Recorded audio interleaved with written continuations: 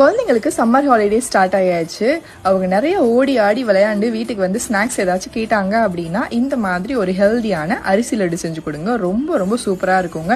இதை நீங்க செஞ்சு ஸ்டோர் பண்ணி வச்சுக்கிட்டீங்கன்னா ஒரு 1 வீக்ல இருந்து 10 டேஸ் வரைக்கும் வச்சுக்கலாம். குழந்தைங்களுக்கு மட்டும் இல்ல, பெரியவங்க கூட இது ரொம்பவே விரும்பி சாப்பிடுவாங்க. இதை செய்யறதுக்கு 1 கப் அரிசியை நல்லா வாஷ் பண்ணி ஒரு அரை மணி நேரம் ஊற வச்சுட்டு தண்ணி நல்லா ட்ரெயின் பண்ணிட்டு ஒரு ½ அன் ஹவர் வெயில்ல வச்சீங்கன்னா நல்லா காஞ்சிரும். அதுக்கப்புறமா இந்த மாதிரி ட்ரை ரோஸ்ட் பண்ணி எடுத்து தனியா வச்சுக்கோங்க. அதே கடாயில கொஞ்சமா நெய் ஆட் பண்ணிட்டு 1/4 கப் அளவுக்கு துருவன தேங்காவை நல்லா வறுத்துட்டு இதை எடுத்து வச்சுக்கோங்க.